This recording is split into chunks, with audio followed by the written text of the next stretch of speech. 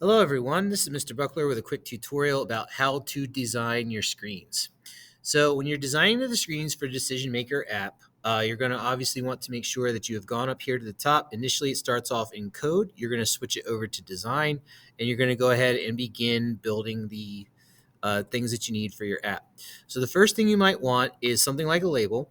Now, I am going to let you know that this app is going to be extremely bare bones. I'm just here to show you the basics. If you want to add other custom touches, you are certainly encouraged to do that, but just be forewarned that the extras are not going to be covered in this tutorial. I'm just trying to show you the bare basics so that you can get an app done and working, and then from there, if you'd like to add any other custom touches, you can do that. So to begin, I used a label, and we're going to give this a title. So this is going to be a pet fish chooser.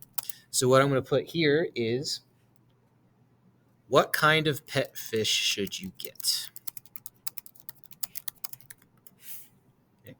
Now I'm going to drag this kind of where I want it.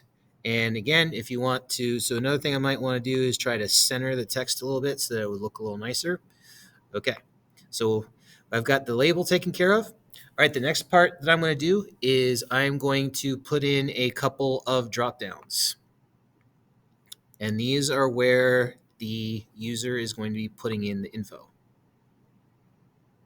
Let's go ahead and do that real quick. Okay, so considering that what this app is supposed to do, what it's supposed to do is take into account the kind of tank that the person has, whether it's saltwater or freshwater, as well as the number of gallons that it has. So the first one is going to be my water type. So what I'm going to do here is I'm going to click on that, and I'm going to call it type dropdown. Okay. Now what I'm going to do is, once I've done that, I'm going to get rid of the options that are here in the box. I'm going to type in the ones that I want. Okay, so the first one is going to be type of fish.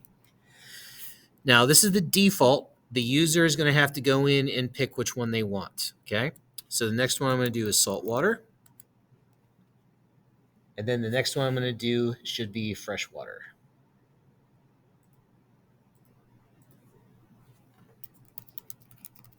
So the main thing is to make sure that each option is on its own line. Okay, so we've got that taken care of. So the next one I'm going to do is the second drop down. So I'm going to go ahead and click on that, which I've already done. And this one is going to be the tank size. So tank size drop down. Please make sure that when you're doing these, you are choosing names that work well for your particular, whatever it is you're trying to do. Okay, so this next one is going to be, we're going to do tank size in gallons.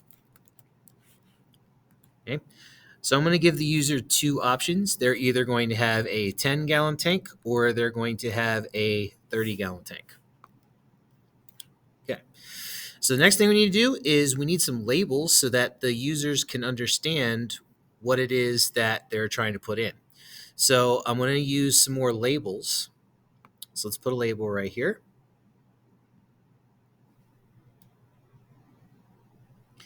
And for this label, I'm going to put in what kind of water is in your tank.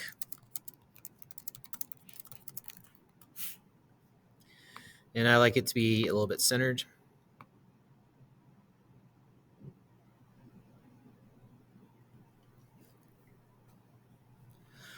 All right, and then we're going to use another label.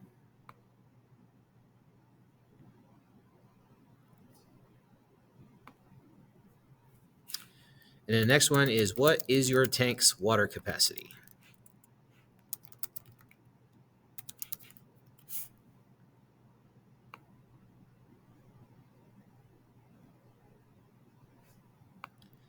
Another thing I'm going to do here is I'm probably going to upgrade the font a little bit.